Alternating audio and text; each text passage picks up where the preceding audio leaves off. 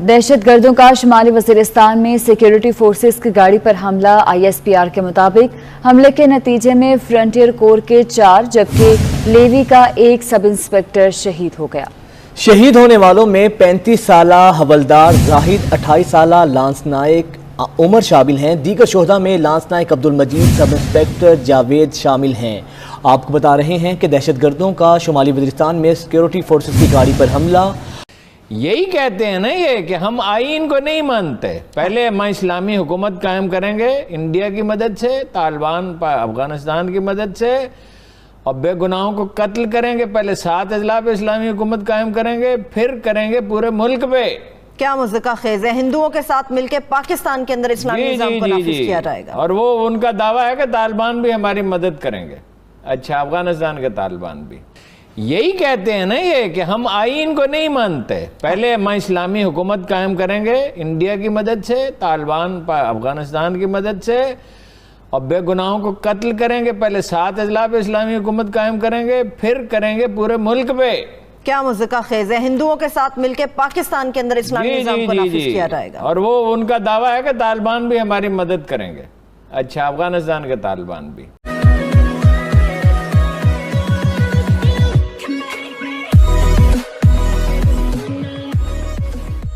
नमस्कार दोस्तों, एक और हमला हो चुका है TTP का पाकिस्तान के ऊपर वजीरिस्तान में, और कहा जा रहा है कि 4-5 से लेकर 10 लोग मारे गए हैं, मतलब सैनिक और ये सब कुछ मिलके।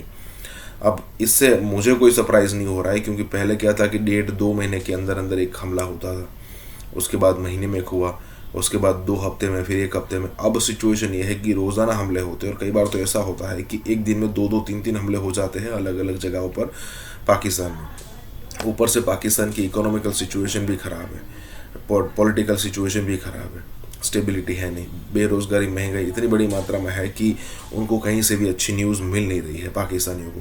अब ऐसी सिचुएशन में पाकिस्तान के लोग फ्रस्ट्रेट फील करेंगे, और जब ये लेवल बढ़ता रहेगा तब जाकर वो, मतलब होता है ना कि कोई भी कंट्री कितने भी जुल्म कर ले, जब तक एक पारा नहीं चढ़ता तब तक सिविल वॉर नहीं होती। लेकिन अब पाकिस्तान में अगर ऐसा होता है, क्योंकि देखिए किसी भी तरीके से शांति है नहीं पाकिस्तान के लोगों को। अगर आप किसी डिक्टेटर के अंडर भी है, लेकिन आपके पैसे आपको खुल के मिल रहे हैं, आप अपना जीवन अच्छी तरीके से बिता रहे हैं, तो आपको कोई फ्रस्ट्रेशन का कोई लेवल बढ़ेगा नहीं। लेकिन कुछ है ही नहीं यहाँ पर, तो फिर फ्रस्ट्रेशन का लेवल बढ़ाएगा और उतरेगा गवर्नमेंट पर। इसी के साथ ये वीडियो शुरू करते हैं कि हमसे बहुत से लोगों को पाकिस्तान में यही बताया गया, बल्कि हमें भी इसके ऊपर बार बार कहा गया, हम भी यही यकीन करने लगे कि वाकई हॉस्टाइल एजेंसीज जो हैं, रॉ हो या CIA हो या मोसाद हो, वो पाकिस्तान के खिलाफ जो है वो ये साजिश कर रहे हैं। लेकिन आप थोड़ा सा ये इसके ऊपर रोशनी डालिए कि आखिर यही कहते हैं ना ये कि हम आईन को नहीं मानते। पहले हम इस्लामी हुकूमत कायम करेंगे इंडिया की मदद से, तालिबान अफगानिस्तान की मदद से, और बेगुनाहों को कत्ल करेंगे। पहले 7 अजला पे इस्लामी हुकूमत कायम करेंगे, फिर करेंगे पूरे मुल्क पे। क्या मुज़्ज़िका खेज़ है, हिंदुओं के साथ मिलकर पाकिस्तान के अंदर इस्लामी निज़ाम को नाफिज किया जाएगा। और वो उनका दावा है कि तालिबान भी हमारी मदद करेंगे। अच्छा, अफगानिस्तान के तालिबान भी। और ये सारे ग्रुप फिर से मुत्तहिद हो रहे हैं, भत्ता लेने के वाक़यात हो रहे हैं। CNN को उसने इंटरव्यू दिया, चलो भत्ते पे बात है। CNN को इंटरव्यू दिया, अफगान तालिबान को मुबारकबाद दी और ये कहा कि सारे आलम इस्लाम की फतह है। और ये कहा अगर अफगान तालिबान अमेरिका को शिकस्त दे सकते हैं तो हम पाकिस्तानी फौज को शिकस्त दे सकते हुए हैं। ISKP, दाइश जो खुरासान खुद को कहते हैं, वो भी जंग कर रहे हैं, और TTP भी। और TTP तो बलूचिस्तान में भी कार्रवाइयां कर रही हैं, उसकी जिम्मेदारी भी लेती रही है धड़ल्ले से, कुलम खुला। तो मैं समझता हूँ कि ये हुकूमत जो बात कर रही है वो फिक्शन है। जो बातचीत है, जंगबंदी है, नाम नेहाद जंगबंदी है। जिनके साथ जंग नहीं है उनके साथ जंगबंदी कैसी? जंगबंदी का मतलब क्या है? और जिनके साथ जंग है वो कह रहे हैं कि हम जंगबंदी नहीं कर रहे। और जैसे आपने कहा, उन्होंने आज ही हमला किया है, 5 जो सिक्योरिटी के अफराद को शहीद किया उन्होंने। तो अपने ख्याल में वो स्ट्रेटेजिक खेल खेल रहे हैं। लेकिन मुझे डर ये है कि स्ट्रेटेजिक खेल में खुदा न खास्ता इस मुल्क को इस तरह न फंसा दें, और मुझे लग रहा है ऐसे कि उस तरफ जा रहे हैं। लेकिन असल झगड़ा ये है कि चीन के खिलाफ तैयारी है। मगरिब जो है वो, उसने अगर ये अफगानिस्तान को तालिबान के हवाले करने में एक तरह से मदद की है, मगरिब ने भी की है जी। ये ऐसा नहीं है कि सिर्फ पाकिस्तान का तो एक पुरानी स्ट्रेटेजी यही है, लेकिन इस दफा मगरिब ने भी पूरा साथ दिया है, क्योंकि उनका ये ख्याल था कि चीन के बेल्ट एंड रोड को उसकी सरहदों में रोका जाए, ये था। अब अगर पाकिस्तान उसमें हिस्सा लेता है मगरिब के इस खेल में तो ठीक है, नहीं हिस्सा लेता तो फिर तो ये भी मैं आपको बताऊं कि पूरा मलबा पाकिस्तान के ऊपर गिरेगा, और ऐसे कॉन्सिक्वेंसेस हमें देखने को मिलेंगे कि हमें दिन को सितारे नजर आ जाएंगे। सीरिया छोटा सा मुल्क है, सीरिया छोटा सा मुल्क है, इराक छोटा सा मुल्क है, लेकिन उनको तबाह कर दिया गया है। ये ऐसे मुल्क हैं जो हमारे मालाकन डिवीजन के बराबर उनकी आबादी होगी, यानी एक एक मुल्क की, लेकिन उनको तबाह कर दिया गया क्योंकि मिडिल ईस्ट की सियासत में उनसे खतरा था। तो कहीं ऐसा तो नहीं है कि इस मुल्क का भी हशर उसी तरह से करने जा रहे हैं। गवादर में एक खुदकुश हमला हुआ है जिसमें चाइनीज इंजीनियर्स भी शामिल थे। एक्सप्रेस वे को निशाना बनाया गया, और इस इंजीनियर्स के हमले से मुतल्लिक मैं बताऊं कि एक्सप्रेस वे पे काम कर रहे थे, पाकिस्तान की तरक्की के लिए काम कर रहे थे, चीन की राहदारी के लिए काम कर रहे थे। पाकिस्तान की जो लाइफ लाइन है वो ये सी पैक है, पाकिस्तान की आवाम का मुस्तकबिल है। इसको एक्सप्रेस वे का नाम दिया गया था। ये सी पैक के मंसूबे के अंदर थी, जिसमें अब तक की इतलात ये हैं कि गैर मुल्की इंजीनियर, जिसमें चाइनीज़ इंजीनियर्स की बात कर रहा हूँ, वो काफ़ी जहाँ भाग हुए हैं। अराउंड 8 से 9 से मुतल्लिक, टोटल 11 से मुतल्लिक इतलात। बलोच लिबरेशन आर्मी, उसने इसकी जिम्मेदारी, कलम तंजीम है, उसने इसकी जिम्मेदारी कबूल की। क्या यहाँ जश्न मनाने वाले ये बात भूल रहे हैं कि टीटीपी भी उन्हीं मौलवी हैबतुल्लाह के हाथ पे बैत है, अमीर तस्लीम करते हैं, और उन्होंने अपनी सरगर्मियां बढ़ा दी हैं और वो कंफर्टेबली अफगानिस्तान में रहे, उनके खिलाफ कोई कार्रवाई नहीं की। मगर टीटीपी ने पाकिस्तान में सरगर्मियां बढ़ा दी हैं, और ये कहा जाता है जी कि वो इनसे लाताल्लुक हैं। बिल्कुल, इस कोई सबूत नहीं दे सकता कि वो इससे लाताल्लुक, यानी कि राब्ता है, राब्ता है। भाई ये उनको अपना लीडर मान, उनके खिलाफ क्या कार्रवाई की? और 200-250 बच्चे ज़िबा कर दिए गए स्कूल के पेशावर के। तालिबान इस काबिल भी नहीं थे कि उसको पकड़ के मार डालते। हमारी सरजमीन किसी के खिलाफ इस्तेमाल नहीं होगी। टीटीपी का खासतौर से नाम लेके कहा, हम खुश हो गए, हमने कहा कमाल हो गया। अब आज के बयान और कल का बयान देखिए जो पाकिस्तान के हवाले से उन्होंने लिया, तो व्हाट डू वी ट्रस्ट? इसीलिए आपने आज देखा है कि किसी मुल्क ने इनको रिकॉग्नाइज नहीं किया। They are not recognised as a republic. दुनिया तालिबान को एक्सपेक्ट कर रही है। दुनिया कभी ये देखी है कि फ्रांस में क्या हो रहा है, कश्मीर में क्या हो रहा है, फलस्तीन में क्या हो रहा है? मुझे नहीं समझ आता। मुझे ना तो फ्रांस में यकीन है, अफगानिस्तान में हमारा क्या लेना देना है? वो मेरा है अपने इंटरेस्ट, बाबा लेना देना नहीं है। अपने इंटरेस्ट, यानी 1980 से मेरी तबाही की वजह वो वहाँ पे जो कुछ हो रहा है 1980 से मैं अपने इंटरेस्ट को वॉच करना है। फ्रांस में डिप्लोमेटिक वर्ल्ड नहीं है, इसलिए ये कोई इक्वेशन नहीं है। बिल्कुल ठीक। ये मुसलमान को मार रहा है। ये जो शख्स अब प्रेसिडेंट बना ना वहां का, ये पाकिस्तान की जेल में था, बिल्कुल अमेरिकनों ने रिहा करवाया, अपने पास ले गए, अब अमेरिका ने वापस इंपोज करा दिया। गेम प्लान समझे। कौन अफगानी है जो अमेरिका और यूरोप और वेस्ट और पाकिस्तान से, यहाँ तो 3 मिलियन बैठा हुआ है, क्या ये वापस जा रहे हैं अफगानिस्तान? एक जाने के लिए उधर से और निकल रहे हैं। देखे ना, उधर से निकल रहे हैं। अब ये क्यों निकल रहे हैं? Because there is a fear करनी पड़ी उन्हें एयरपोर्ट पर मजमे को हटाने के लिए। अब क्वेश्चन उठता है कि वो डर अभी भी है, वो खदशात अभी भी हैं, और ये उसको मजबूत कर रहे हैं। ये उसको मजबूत कर रहे हैं। और मैं तो आपके कई प्रोग्रामों में, आप मेरे प्रोग्रामों में कई दफ़ा मैंने आपको कहा है कि it is not going to be a good story. Prime minister Pakistan ने कहा कि सियासी मसाले तो वहाँ पे मुझे मुश्किल नज़र आ रही है। वो खुद कहते हैं कि मैंने तालिबान को मनाने की कोशिश की, लेकिन तालिबान ने मेरी बात नहीं मानी। और प्राइम मिनिस्टर इमरान खान का खदशा है कि मामला अनारकी की तरफ। इन 20 सालों में अमेरिका ने वो खेल की है जिसको हम इग्नोर कर रहे हैं। वो खेल ये थी कि they push back the economic and political influence of China, Russia, central Asian state in this area. ये बहुत बड़ी कामयाबी है कि 20 साल तक आपने उनको दूर रखा, 20 साल तक आपने सेंट्रल एशियन स्टेट्स को लैंडलॉक रखा। उनको मौका नहीं फराहम करने दिया कि वो कोई ऐसे डिसीजन कर सकें कि किसी तरीके से अपने लैंडलॉक होने को ख़त्म कर सकें। ये बड़ी इंपॉर्टेंट बात है, हम इसको इग्नोर किए जा रहे हैं कि 20 साल के बाद भाग गया। एक बात, दूसरी बात जो ख़तरनाक है जिसकी तरफ बुखारी साहब ने इशारा किया, मैं ऐड करता हूँ सर, आज किसी जगह से ये थ्रेट आया है कि हमारी 2000 बख्तरबंद गाड़ियाँ हैं, हम नहीं चाहते कि हमारी जो टेक्नोलॉजी है वो चाइना के हाथ लगे। हम ब्लैक हॉक हेलीकॉप्टर छोड़ रहे हैं और वो तालिबान जंगजुओं के पास हैं, तो हम उनको तबाह करने का सोच सकते हैं। बलोच लिबरेशन आर्मी से मुतल्लिक आपको पता है, हमें पता, और दुनिया के सामने, यूनाइटेड नेशंस तक के सामने ही बता चुके हैं कि ये भारतीय रॉ सपोर्टेड एक ऑर्गेनाइजेशन है जिसको भारत सपोर्ट करता है, जिसकी सैलरीज का बजट भारत बर्दाश्त करता है, जिसकी ट्रेनिंग का बजट भारत बर्दाश्त करता है, और भारत में ही इसकी ट्रेनिंग होती है इनके कारकुनों की। जो पाकिस्तान में ज़बरदस्ती गुमशुदा लापता अफराद बने होते हैं वो दरअसल BLA के कारकुन होते हैं। तो BLA ने इसकी जिम्मेदारी कबूल की है और BLA का है मजीद ब्रिगेड जिसने जिम्मेदारी कबूल की है। साहब एक चीज़ याद रखें, हमारा सबसे बड़ा दुश्मन है हिंदुस्तान। उसका पॉपुलेशन हमारे से 7 गुना ज़्यादा है, उसकी इकॉनमी 9 गुना ज़्यादा है, उसका फ़ौज 4 गुना, नेवी 8 गुना, एयरफोर्स 6 गुना ज़्यादा है। पुतिन किसी तरीके से मोदी को चीन के साथ रिपेयर कर दिया रिलेशनशिप, तो फिर आप समझिए कि उनका प्रेशर फिर हमारे से दुगना हो जाएगा।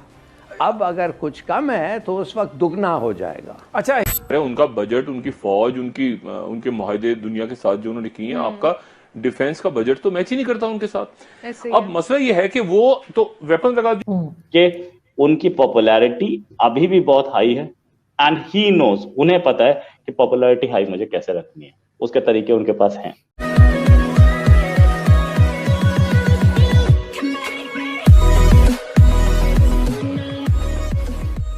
नमस्कार दोस्तों, अब यहाँ पर बात हो रही है कि भाई इंडिया जो है वो पाकिस्तान से 7 गुना बड़ा है, नेवी में, आर्मी में 4 गुना बड़ा है, नेवी में इतने गुना बड़ा है, इकोनॉमी में इतने बड़ा गुना है, तो भाई साहब हिलाली भाई साहब आपको पंगा ही क्यों लेना है इंडिया से। एक प्रॉब्लम है इंडिया और पाकिस्तान के बीच में, वो कश्मीर वाली सिचुएशन है। तो सबसे पहले कश्मीर वाली प्रॉब्लम सिचुएशन में कोई ना कोई तो डील हो ही सकती है।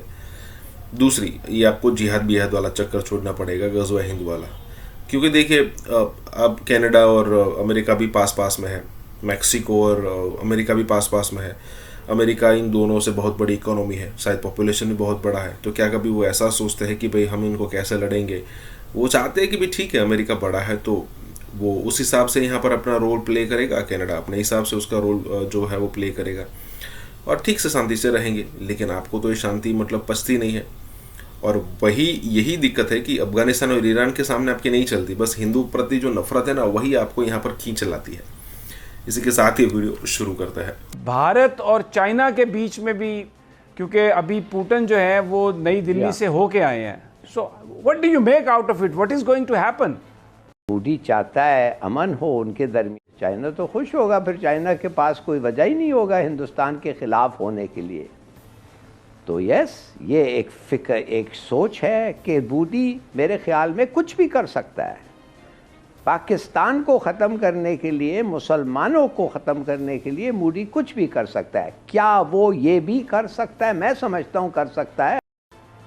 समी साहब एक चीज़ याद रखें, हमारा सबसे बड़ा दुश्मन है हिंदुस्तान। उसका पॉपुलेशन हमारे से 7 गुना ज़्यादा है, उसकी इकॉनमी 9 गुना ज़्यादा है, उसका फ़ौज 4 गुना, नेवी 8 गुना, एयरफोर्स 6 गुना ज़्यादा है। उनका बजट, उनकी फौज, उनके मुआहदे दुनिया के साथ जो उन्होंने किए हैं, आपका डिफेंस का बजट तो मैच ही नहीं करता उनके साथ। अब मसला ये है कि वो तो वेपन लगा दिए, अगर जंग हुई खुदा ना खास्ता को 1-1.5 अरब इंसान चला जाएगा दुनिया। हमारी इतनी डिस्क्रेपेंसी है कि हमारे तगड़े दोस्त चाहिए, और जब तगड़े दोस्त और श्योर सोर्स ऑफ आर्म्स और इक्विपमेंट और सप्लाईज आएंगे तो हम लड़ सकते हैं और ठीक से लड़ेंगे, उसका हमें डर नहीं है लड़ने का। मगर वी नीड स्ट्रॉन्ग फ्रेंड्स। और अगर पुतिन किसी तरीके से मोदी को चीन के साथ रिपेयर कर दिया रिलेशनशिप, तो फिर आप समझिए कि उनका प्रेशर फिर हमारे से दुगना हो जाएगा। अब अगर कुछ कम है तो उस वक्त दुगना हो जाएगा। अच्छा हिलाली साहब, आप फरमा रहे हैं रूस के साथ जल्द से जल्द जितने ताल्लुकात बढ़ा सकते हैं। आप दुरुस्त फरमा रहे हैं कि हमें ताकतवर दोस्त चाहिए।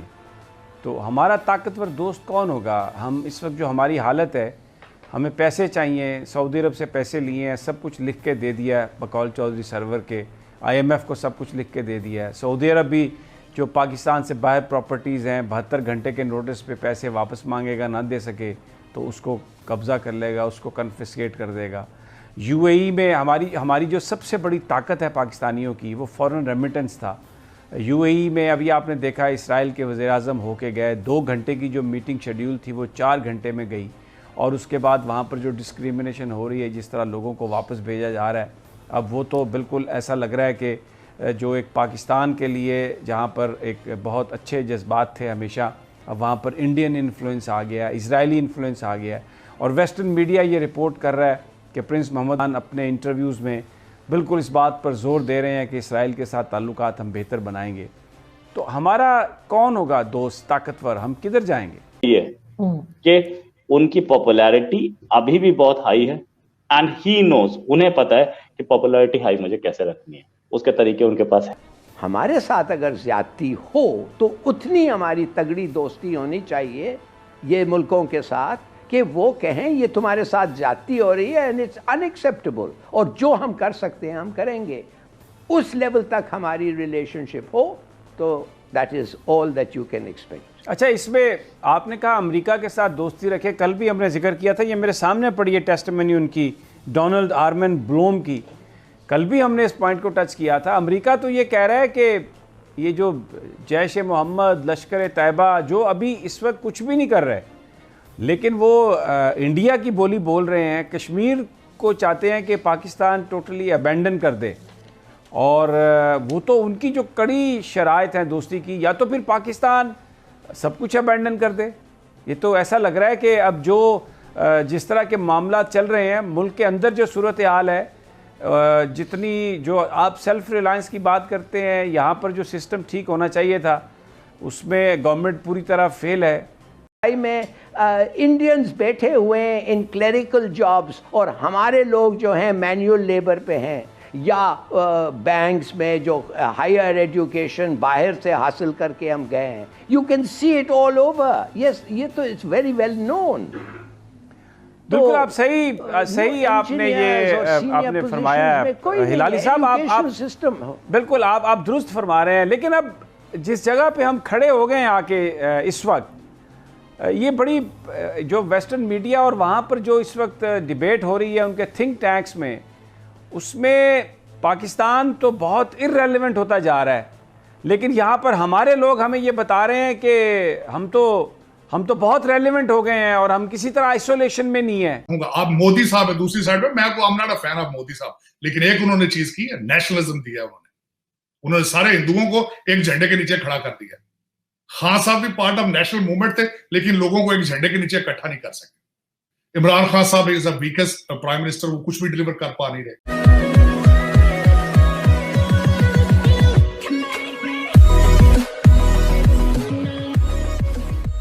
नमस्कार दोस्तों, अब यहाँ पर बात हो रही है कि भाई मोदी जी ने भले ही उनके जो मतलब उनको क्रिटिसाइज करने वाले लोग हो वो कितना भी मतलब मोदी के काम को चुटला ले कि भाई मोदी ने कुछ नहीं किया वगैरह वगैरह, लेकिन एक चीज़ तो माननी पड़ेगी कि उन्होंने जो नेशनलिज्म क्रिएट किया है, एक तो ये नॉट इवन सिर्फ इंडियंस, मतलब सिर्फ इंडिया में रहने वाले नहीं, बाहर भी जो है NRI है, उनको भी अब प्राउड फील होता है कि हमारे रूट्स जो है वो इंडिया के साथ कनेक्टेड है। कहने वाली बात यहाँ पर यह है कि नेशनलिज्म जो है वो मोदी ने भर भर कर इस 10 सालों के अंदर, ये जो इतने साल उन्होंने शासन किया उतने सालों के अंदर उन्होंने ये चीज़ की है। और कोई भी हो, अभी देखिए, अब खुद के रिलीजन को बोलने से डरता नहीं है। अब कई सारे हिंदू थे, जब डिस्कस होता था पहले तो कहते थे कि हाँ मैं हिंदू हूँ, लेकिन ऐसी चीज़ों में मानता नहीं होती। लास्ट वाला सेंटेंस डेफिनेटली कभी भी वो यूज़ करते थे, लेकिन अब प्राउडली कहते हैं कि हाँ हम हिंदू हैं, जस्ट बिकॉज ऑफ कि प्रधानमंत्री मोदी ऐसा कुछ कहते नहीं है लेकिन करके दिखाते हैं।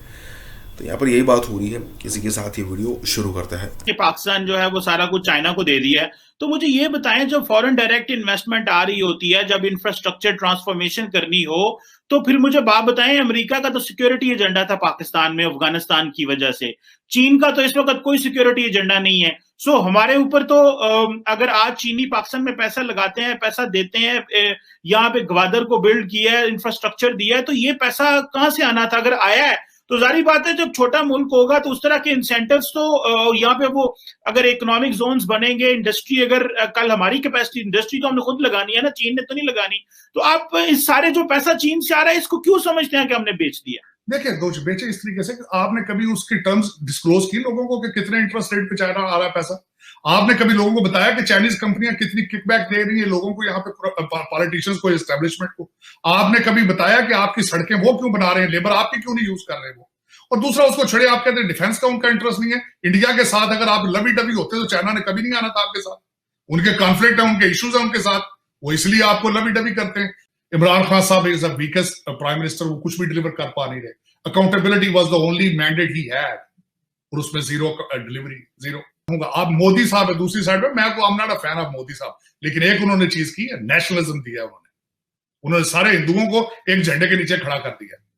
खान साहब भी पार्ट ऑफ नेशनल मूवमेंट थे, लेकिन लोगों को एक झंडे के नीचे इकट्ठा नहीं कर सके। और उसमें सबसे बड़ी बात यह है कि आपके एक्सटर्नल इंटरनल कोई मैटर ऐसा नहीं है जिसमें करप्शन चीजें इन्वॉल्व ना हो। आपके नॉन सीरियस है उसमें बिल्कुल। जो बाइडेन क्या करेंगे जब तक पाकिस्तानी खुद नहीं करना चाहेंगे, डोनाल्ड ट्रंप साहब क्या करेंगे जब तक आप खुद नहीं करना चाहेंगे। मेरी एक छोटी सी मिसाल आपको मैं देना चाहूंगा।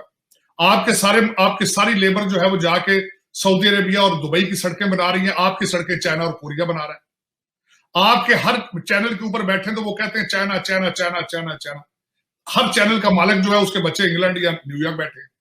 आपकी एस्टेब्लिशमेंट सारी की सारी अपने बच्चों को कनाडा, इंग्लैंड और लंदन रखना चाहती है, मुल्क चाइना को बेच दिया। आपकी कैबिनेट में इस वक्त कितने वजीर जो चाइना से पढ़ के आए हैं? आपके कितने एस्टेब्लिशमेंट के लोग हैं जिन्होंने प्रॉपर्टियां चाइना में रखी?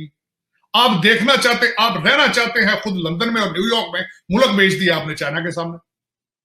तो ये आपका तो एक, मेरा मतलब नॉन सीरियसनेस सी चीजें हैं। मेरा आपके जो प्राइम मिनिस्टर, आपके जो फॉरेन मिनिस्टर है वो पॉलिटिकल बंदा है, उनकी वो आप देखें, मैं हैरान होता हूं फैटअप पे आपको अफगानिस्तान ने वोट नहीं दिया, आपको सऊदी अरेबिया आपसे दूर चलता जा रहा है बिल्कुल मुसलसल। दुबई से आप दुबई की हालात देखें, आपके वीजे वहां बंद है। 23 लाख बंदा बेरोजगार होकर पाकिस्तान आने वाला है, आप उनको चाइना भेजेंगे? चाइना को कहना ये हमारी लेबर ले लें आप। आपकी गुफार पास आपको किसी के कहते हैं किसी को जो रहेगी, कोई सोच रहा है कि 23 लाख लोगों को वापस किस तरह भेजना है?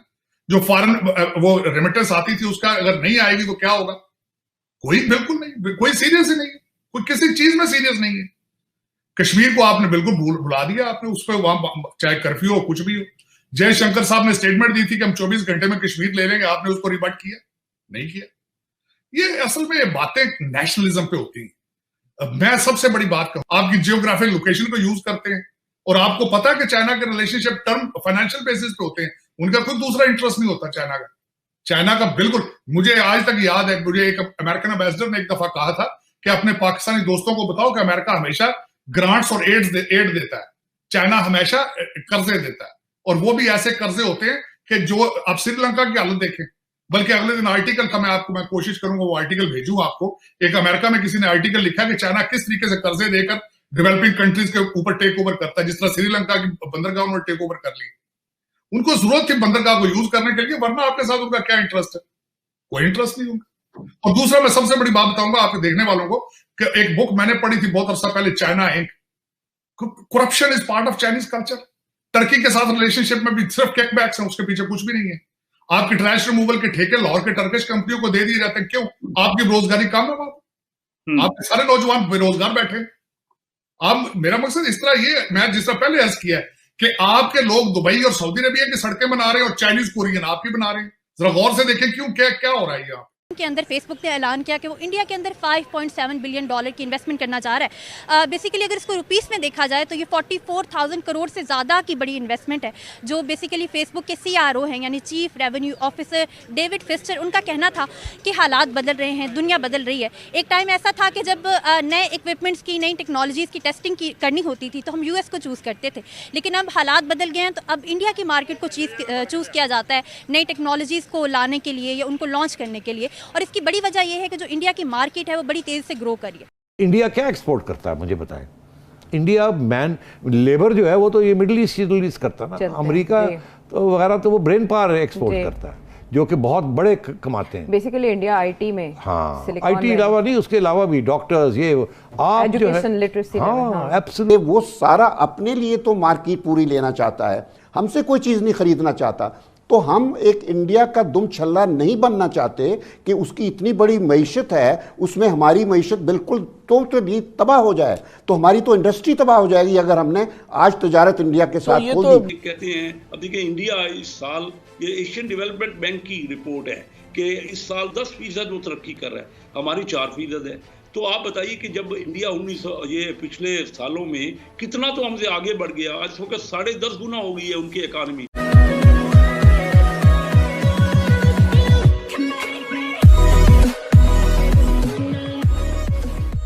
नमस्कार दोस्तों, अब यहाँ पर बात हो रही है कि पाकिस्तान का ex-ISI चीफ असद दुरानी जो है वो रो का एजेंट निकला है। और यहाँ पर बात हो रही है कि पिछले 12 सालों से वो भाई साहब यही काम कर रहे थे।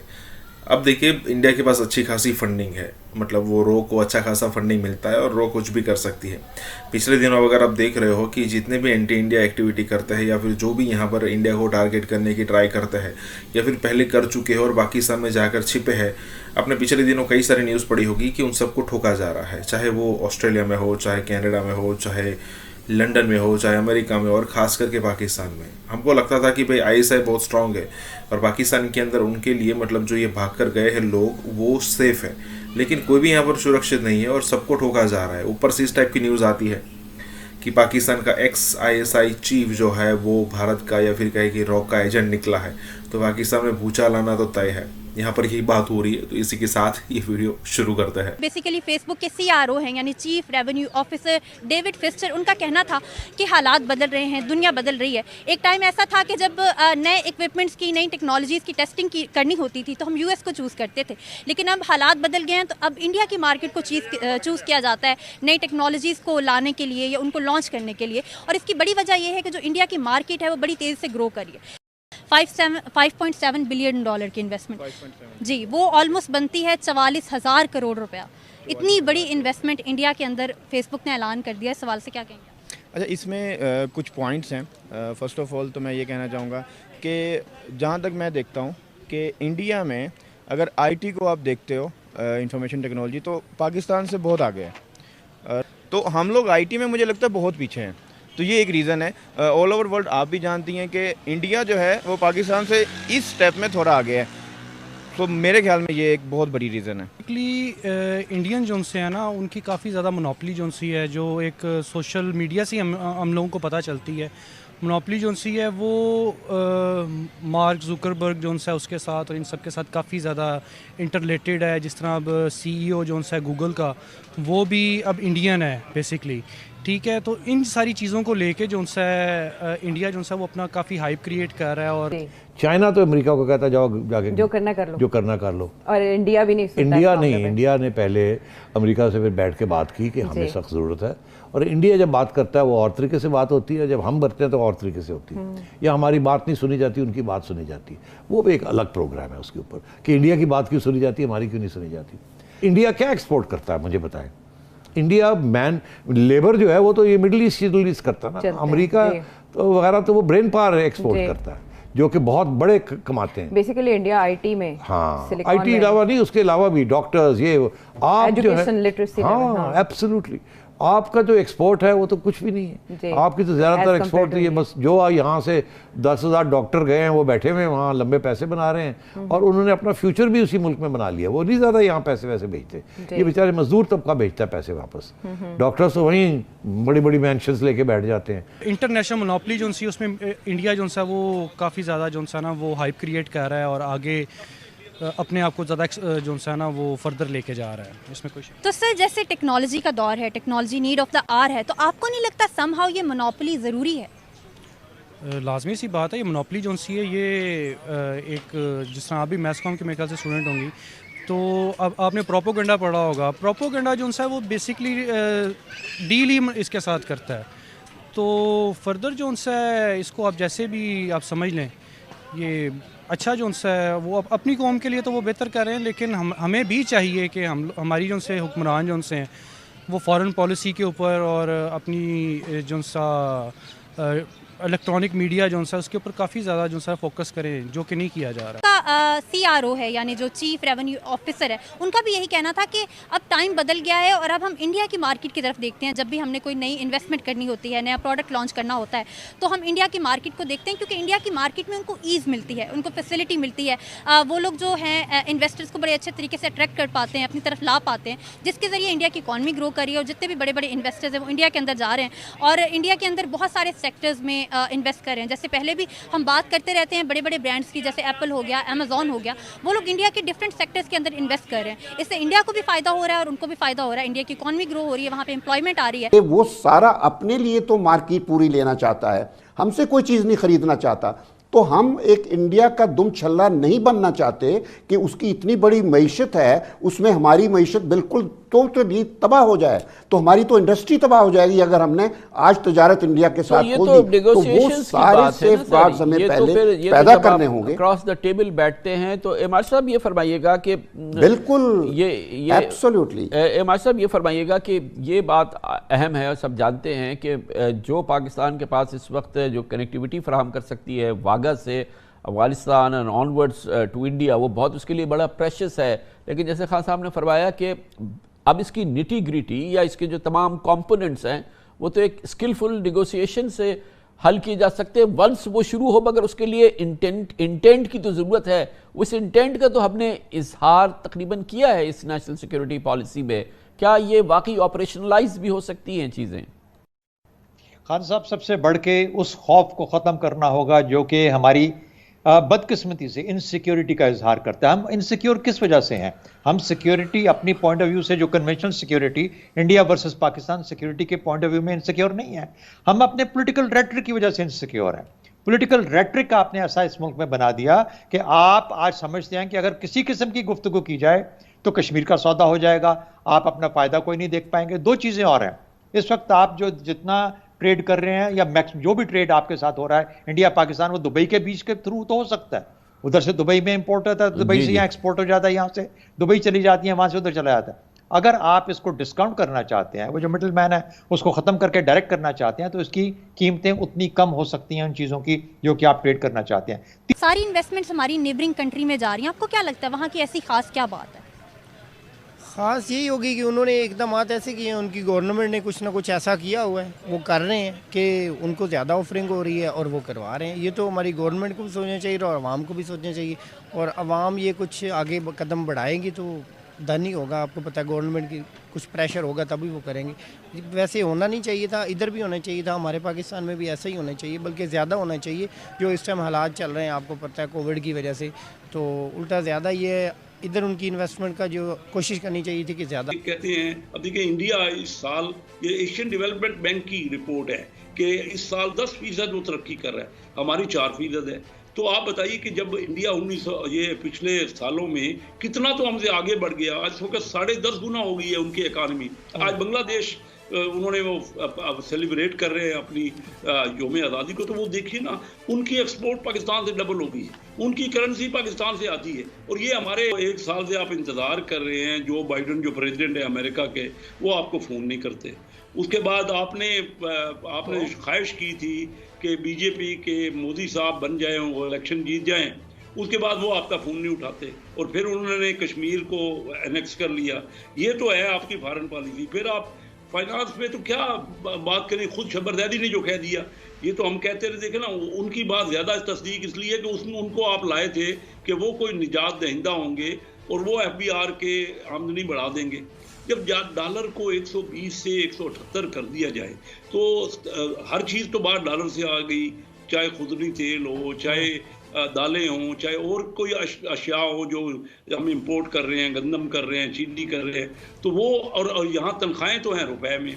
अब तनख्वाहें तो आपने बढ़ाई नहीं, और किसी के कहने पे ये कह दिया कि 1000 रुपए आप गरीबों को वो ग्रोसरी स्टोर वाले देंगे। अब उनको इतना कौन सा हिसाब वो करेंगे, और वो सब जो आपने यूटिलिटी स्टोर की तो पहले बात बता दी कि खौफनाक सूरत-ए-हाल की जानिब इशारा किया है मेरे मोहतरम वज़ीर आज़म ने। कहते हैं खदशा है कि बीजेपी हुकूमत की मौजूदगी में पाक भारत एटमी जंग न छिड़ जाए। सर, ये एटमी जंग कैसे छिड़ सकती है? हम तो इंटरनली ही जंग करने में लगे हुए हैं, महंगाई, कसाद बाजारी, गुर्बत, बेरोज़गारी एक्सेट्रा एक्सेट्रा के खिलाफ हम अंदरूनी तौर पे इतने इंगेज हैं। खुद अपनी हुकूमत और अवाम की बात कर रहा हूँ मैं, आपस में इतना मामलात चल रहे हैं, खुदा ना खास्ता अल्लाह ना करे जो खान साहब ने कहा अगर ये सच हो गया मेरे मुंह में खाक, तो हम कहाँ खड़े हैं सर? भाई मुझे तो जंग की कोई असरात नजर नहीं आ रही है, और जंग की कोई जवाब है कि हम आपस में जंग करें और इतनी जंग करें, इस तरह तो कुछ हमें नजर नहीं आ रहा है। हमें तो खतरा इंडिया से नहीं है, हमें तो खतरा ये नालायक, नाअहल और जो हाइब्रिड हुकूमत है इस मुल्क को, इनसे खतरा है। पाकिस्तान के अवाम को इनसे खतरा है। ये पाकिस्तानी अवाम को भूख से मार रहे हैं। ये मुल्क पे इतना कर्जा चढ़ा रहे हैं कि खुदा न खास्ता कल को ये मुतालबा करे कि हम आपके पिछले कर्जे भी माफ कर देंगे और 10-12 अरब डॉलर जो है दे देंगे और अपने एक हथियार हमारे हवाले कर देंगे।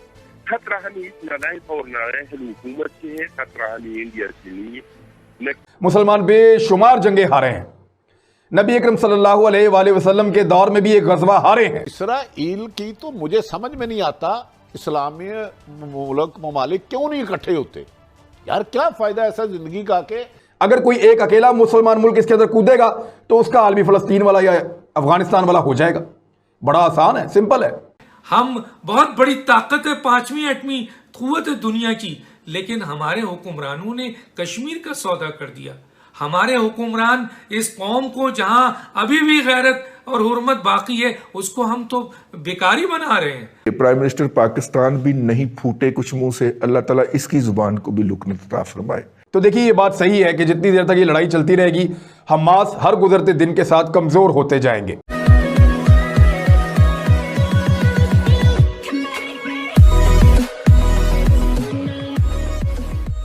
नमस्कार दोस्तों, अब पिछले दिनों से जो इजराइल और गाज़ा वाली या फिर इजराइल और हमास वाली जो सिचुएशन चल रही है ना, एक समय था जब सारे के सारे मुस्लिम कंट्रीज़ या फिर मुस्लिम उम्मा इकट्ठा था, तब भी वो इजराइल का कुछ बिगाड़ नहीं पाए। तो अब तो ऐसा लगता है कि कुछ नहीं होने वाला, और ऊपर से पूरा मुस्लिम उम्मा एक होता भी नहीं दिख रहा। पहले क्या था कि आसपास के 6-7 कंट्रियों ने तो एक बार इजराइल पर अटैक भी कर दिया था, लेकिन 6 दिनों में इजराइल ने सारे के सारे कंट्रीज़ को हरा दिया और कई सारी ज़मीन उनकी कब्जा भी कर ली थी। लेकिन अब तो ऐसा है कि भाई इजराइल उस समय से भी बहुत स्ट्रांग हो चुका है और ये सारे कंट्रीज़ उनकी खस्ता हालत हो चुकी है। लेकिन फिर भी ईरान जैसे कंट्रीज जब हमास को सपोर्ट करते रहते हैं तब ऐसा लगता है कि भाई थोड़ा इनको और मज़ा जो है वो चखाना चाहिए, और यही हो रहा है। और अब ऐसा लग रहा है कि मुस्लिम उम्मा इवन डिवाइडेड है कि भाई हमास को ऐसा पहले करना चाहिए था, भाई नहीं करना चाहिए था, क्योंकि हमास के ऐसा करने के बाद ही इजराइल ट्रिगर्ड हुआ, उससे पहले ये सारी सिचुएशन नहीं थी। और यही बात हो रही, इसी के साथ ही वीडियो शुरू करते हैं। भारत मकबूजा कश्मीर में करता है। इसराइल की तो मुझे समझ में नहीं आता, इस्लामी मुल्क ममालिक क्यों नहीं इकट्ठे होते यार? क्या फायदा ऐसा जिंदगी का के, और हम सिर्फ बयान भट्टी साहब, इस वक्त पूरी दुनिया, फाइनेंशियल दुनिया पे राज है यहूदियों का। हम तो यहाँ से पैसे लूट के उनके बैंकों में रखते हैं। हमें अगर वो उनकी वजह से दोबारा इक़्तिदार मिल जाए तो हम उनसे भी हाथ मिला लेंगे। और कैसे तुर्की की बड़ी तारीफ हो रही है, वो बड़ा स्टैंड ले रहा है। 1949 से उसने तस्लीम किया था। अच्छा, तुर्की ने? हाँ जी, और उनकी आपस में जो है बड़ी कोऑपरेशन, इकोनॉमिक ट्रेड है। लेकिन जो चूंकि वो राइट विंग फंडामेंटलिज्म बेचते हैं अपने तुर्की के अंदर, वो उनके एक वहां पे बड़ी एक समाज बटा हुआ है, तो वो उनकी कॉन्स्टिट्यूएंसी है, वहां पे वो जोर जोर से बोलेंगे। ऊपर से अगर सुन ले आखिरी, जिस तरह लाहौर में ठेका मिला था उनके दामाद को, अगर इस तरह ठेका उनको इजराइल तल अवीव में मिल जाए तो वो भी ले लेंगे। इसराइल के पाइपिया ना नेतन्याहू को मुझे लगता है उधर खाना जंगी होगी, क्योंकि उधर जुल्म इंतहा बढ़ता जा रहा है, जितने रॉकेट वो फायर कर रहे हैं ना। सऊदी अरब का भी शाह सलमान का बयान आ गया, MBS जो है वो इसके ऊपर नहीं फूटे मुंह से कोई एक लफ्ज़ भी। अल्लाह ताला उस ज़ुबान को लुकनत अता फरमाए, मेरी बद्दुआ। और दूसरा ये है कि प्राइम मिनिस्टर पाकिस्तान भी नहीं फूटे कुछ मुंह से, अल्लाह ताला इसकी ज़ुबान को भी लुकनत अता फरमाए, मेरी बद्दुआ। इसने एक ट्वीट किया है, हमारे प्राइम मिनिस्टर ने, ये जो इस्तादा है और जो लोग उसको लाए हैं एक ख़ास एजेंडे के तहत, वो उस एजेंडे के ऊपर कर रहा है। उसने एक ट्वीट किया है जिसके अंदर उसने नोम चॉम्स्की का एक जाली बयान, और फिर देखेंगे कैसे ज़हनी तौर पे मजहूल गुलाम बांझ लोग हैं, ये बांझ लोग हैं, ठीक है, ये पूरी PTI के अंदर बांझ लोग हैं। और ईद के दिन तक उन्होंने फ़लस्तीन को टॉप ट्रेंड नहीं बनने दिया, और उसकी जगह पे कंगना वो क्या है, कंगना रनावत क्या है जी, वो खातून जो इंडिया की एक्ट्रेस है, वो टॉप ट्रेंड या सेकंड टॉप के ऊपर रही है। लेकिन ईद पे आके तो फिर ईद उल फितर टॉप ट्रेंड बना, लेकिन अभी तक उन्होंने उसको, अब इमरान खान के बोलने के अंदर क्या अमर माने हैं, ठीक। अच्छा, हर कोई ना इस मौके के ऊपर ना बहुत ही घटिया रोल प्ले कर रहा है। कुछ लोगों का ख्याल है कि हम ईरान के ऊपर बेजा तनकीद कर रहे हैं क्योंकि जो मौजूदा रॉकेट्स हैं वो ईरान ने दिए हुए हैं उनको। मेरा ख्याल है कि अगर मौजूदा रॉकेट्स ईरान ने दिए हुए हैं तो ईरान को चाहिए कि UAE के साथ सुलह सरेंडर कर दें। जो अटैक है फ़लस्तीनियों के ऊपर इसराइल का, वो बहुत खौफनाक हद तक बढ़ता चला जा रहा है। और जो गुज़िश्ता रात थी, अल जज़ीरा की एक रिपोर्ट के मुताबिक वो अब तक की सबसे मुश्किल रात थी और सबसे भयानक सूरत हाल रही गुज़िश्ता रात को गज़ा की पट्टी में। इसराइल ने दावा किया है कि उन्होंने गुज़िश्ता रात को जो हमले किए हैं उसमें वो जो कमांडर्स जो अल-कस्साम ब्रिगेड की तरफ से मार रहे थे, उन कमांडर्स को शहीद कर दिया है, और कुछ टनल्स जहां पे ज़ख़ीरा था उनको भी तबाह कर दिया है। और अब हमास उतनी बाअसर नहीं रही जितनी पहले थी। तो देखिए, ये बात सही है कि जितनी देर तक ये लड़ाई चलती रहेगी, हमास हर गुजरते दिन के साथ कमज़ोर होते जाएंगे, फ़लस्तीनी हर गुजरते दिन के साथ कमज़ोर होते जाएंगे, हथियार कम होते जाएंगे ना, और शहादतें भी बढ़ती जाएंगी, तो वो कमज़ोर होते जाएंगे, इंफ्रास्ट्रक्चर भी टूटता जाएगा, भूख भी बढ़ती जाएगी, मेडिकल असिस्टेंस भी ज़्यादा चाहिए होगी, तो हमास लगातार कमज़ोर होता चला जाएगा। और इसराइल क्योंकि बहुत ताकतवर है, उन्होंने टनल्स बनाई हुई है, वो अपने लोगों को महफूज भी रख सकते हैं, उनका जानी नुकसान भी बहुत कम हो रहा है और माली नुकसान की उनको परवाह नहीं है। लिहाजा इसराइल और फ़लस्तीन की लड़ाई बनती नहीं है, ये लड़ाई है नहीं, और अकेले फ़लस्तीनी कभी ये लड़ाई लड़ नहीं पाएंगे। आपको मुसलमान बेशुमार जंगें हारे हैं, नबी अकरम सल्लल्लाहु अलैहि वसल्लम के दौर में भी एक गज़वा हारे हैं मुसलमानों ने, तो जंग उहद में नुकसान हुआ था, गज़वा उहद में नुकसान हुआ था। तो इसी तरह जंगें मुसलमान बेशुमार हारे हैं, मुसलमानों का बहुत नुकसान हुआ जंगों में, पूरी खिलाफत उस्मानिया तबाह करके रख दी उन्होंने। आपको याद नहीं चंगेज़ खान ने मुसलमानों के साथ क्या किया था, अब्बासियों के साथ क्या हुआ था? जो इजलास अक़वाम मुत्तहिदा में हंगामी तौर पे बुलाया गया था, एतवार को वो इजलास होना था, उसको मुअत्तल करवा दिया है अमेरिका ने अपने असर रसूख के ज़रिए से। ये इसराइल की एक और मदद की है कि रज के मारो, और अभी हम इजलास नहीं होने दे रहे, आपके ऊपर कोई दबाव हम नहीं आने देंगे। और सेनेटर्स ने एक करारदाद पेश की है, एक ख़त लिखा है सदर जो बाइडन को, और ये जो ख़त है ये मैं आपको दिखा देता हूँ, ये ख़त है जी। और इसके अंदर इन्होंने कहा है कि हम मज़म्मत करते हैं इसराइल के ऊपर जो रॉकेट हमले कर रही है एक दहशतगर्द तंजीम जिसका नाम है हमास, और हमास को हम लोगों ने 1997 से दहशतगर्द करार दिया हुआ है। अब अमेरिका ने जो पूरा साथ दे दिया है इसराइल का, और यूरोप ने पूरा साथ दे दिया है इसराइल का, तो मुसलमानों के पास ऑप्शन क्या रह जाती है? लेकिन पाकिस्तान अगर इस जंग में जाता है तो अरब साथ नहीं देंगे, और शायद कोई और मुल्क भी ना दे। पाकिस्तान को लोग उकसा रहे हैं कि आप फौरन जंग में चले जाएं। मेरी भी दिली ख्वाहिश है कि इसराइल को फेंटी लगनी चाहिए, देखी जाएगी। ये हालांकि मुसलमानों के ऊपर दहशतगर्दी का इल्जाम लगाया जाता है कि ये जो मजहब और ये जो लोग हैं मुसलमान, ये दहशतगर्द हैं, ये एक प्रोपेगेंडा पूरी दुनिया में करता है। आज सवाल ये पूछा जाए कि कौन सा मुल्क दहशतगर्द है, कौन दहशतगर्दी कर रहा है, कहां मजलूमियत है, भारत में? और आपके फ़लस्तीन में, आप पाकिस्तान से खालिद मशअल साहब आप जो हैं वो मदद मांग रहे हैं। हम तो बर्मा के मुसलमानों की मदद नहीं कर सके। हम तो कश्मीर, जिसके बारे में कायदे आज़म ने कहा था कि ये शहरग है पाकिस्तान की और लाजिम और मलजूम है, हमने तो उसका सौदा कर दिया है। हम एक एटमी कुव्वत हैं, हम 22 करोड़ अवाम हैं, हम बहुत बड़ी ताकत है, 5वीं एटमी कुव्वत है दुनिया की, लेकिन हमारे हुक्मरानों ने कश्मीर का सौदा कर दिया। हमारे हुक्मरान इस कौम को जहां अभी भी गैरत और हुर्मत बाकी है, उसको हम तो बेकारी बना रहे हैं। हम तो फितराना और ज़कात पे अपनी कौम को ला रहे हैं ताकि उनके अंदर जो आपके हिर्स है गैरत की वो ख़त्म हो जाए। उनके अंदर हम डाल रहे हैं कि तुम भिखारी हो, और हमें तो आलमी भिखारी बनाया जा रहा है। खालिद मशअल साहब, आप हमसे मदद मांग रहे हैं, लेकिन पूरी दुनिया आपके खिलाफ आपके साथ लड़ेगी। एक ही सूरत है, तुर्की अकेला नहीं जा सकता, पाकिस्तान अकेला नहीं लड़ सकता, ईरान अकेला नहीं लड़ सकता, कोई मुल्क ये लड़ाई अकेला नहीं लड़ सकता, क्योंकि इसराइल अकेला नहीं मार रहा उनको। आपको कम शुमार ऐसी तंजीमें हैं अमेरिका में जो काम कर रही हैं। हर जगह के अंदर ये यहूदी घुसे हुए हैं अमेरिका में, उनके बैंकिंग सेक्टर में, उनकी मल्टीनेशनल कंपनियों में, उनके तमाम मालियाती इदारों में, हर जगह पे ये मौजूद हैं। और इनकी मौजूदगी की वजह से अमेरिका अपनी हर पॉलिसी इनकी मर्जी के मुताबिक बनाता है। तो आप ये समझिए कि आपको इसराइल से नहीं लड़ना, आपको अमेरिका से लड़ना है। और इस वक्त बेहतर तरीका यह है कि मुसलमान मुल्क सारे इकट्ठे हों, अगर लड़ाई लड़नी पड़े तो मिलकर लड़ें, ताकि आपको अकेला अकेला करके तबाह ना किया जा सके। अगर कोई एक अकेला मुसलमान मुल्क इसके अंदर कूदेगा तो उसका हाल भी फ़लस्तीन वाला या अफगानिस्तान वाला हो जाएगा। बड़ा आसान है, सिंपल है। अफगानिस्तान या फ़लस्तीन वाला हाल करना कोई मुश्किल तो नहीं है।